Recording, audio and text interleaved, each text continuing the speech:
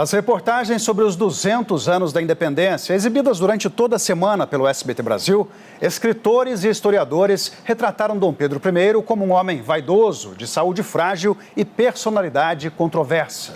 O nosso correspondente na Europa, Sérgio Uti, esteve na cidade do Porto, em Portugal, e mostra que a maioria dos portugueses enxerga o primeiro imperador do Brasil de uma maneira bem diferente.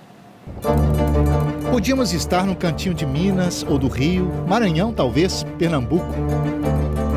O Brasil tem muito desse lugar, mas deixar a terra que adotou para voltar para a terra onde nasceu não foi opção fácil para Dom Pedro.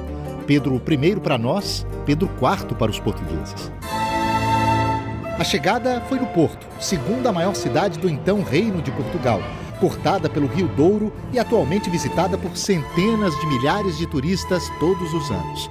Esta casa, hoje Museu Nacional Soares Reis, antes Palácio da Carranca, foi o primeiro refúgio dele para encarar uma guerra que durou 2 anos contra o próprio irmão. O ultraconservador Dom Miguel tinha dado um golpe para roubar o trono que, por direito, deveria ser de Dom Pedro. Era aqui de Gaia, que fica na outra margem do Rio Douro, que as tropas de Dom Miguel atacavam a cidade do Porto, que estava completamente sitiada. Mas não era apenas uma briga entre 2 irmãos pelo trono português. Era uma disputa entre 2 modelos de governança. Antônio Ponte, diretor do museu, me explica que Dom Pedro, muito criticado pela ala mais conservadora portuguesa, por ter decretado a independência da colônia mais rica, queria romper com o passado. Não queria admitir que o país continuasse com estas políticas absolutistas muito mais ligadas aos ideais democráticos, progressistas. Pedro queria um outro país, com constituição e limites de poderes para o monarca. Ao contrário do irmão, que tinha o apoio do lado mais tradicional do clero, que também não queria abrir mão do seu poder. A Avenida dos Aliados termina na Praça da Liberdade. Não à toa, é ali que está a estátua de Dom Pedro, em destaque mesmo em meio às obras de expansão do metrô.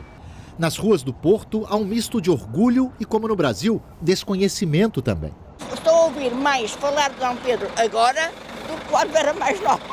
Não há dúvidas de que Dom Pedro era um homem cheio de privilégios. Afinal de contas, ele era o representante da monarquia, instituição que já naquela época desagradava a muitos. Mas não são poucos os estudiosos que dizem, no entanto, que a história e a luta dele aqui na cidade do Porto deram uma contribuição importante para aquilo que nós chamamos hoje de democracia.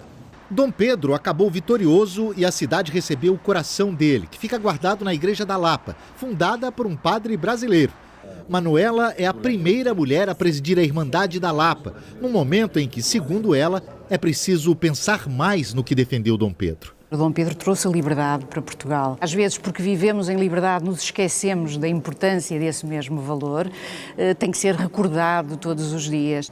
Liberdade era uma palavra tão importante na vida do monarca que foi citada 42 vezes no sermão do funeral dele, me conta seu Francisco, um dos maiores conhecedores da história do ex-imperador do Brasil. Claro que era liberdade política, mas também era liberdade de consciência, era liberdade em sentido amplo. O historiador acha que, apesar de derrotado, Dom Miguel teve mais apoio na época de um povo muito conservador e avesso às mudanças propostas por Dom Pedro. A democracia é a igualdade, e a igualdade que Dom Pedro patrocinava num documento escrito era, de facto, já um embrião da democracia.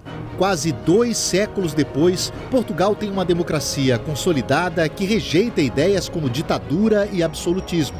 E este importante personagem da história de brasileiros e portugueses tem sua digital naquele que hoje é um dos países mais liberais e tolerantes da Europa.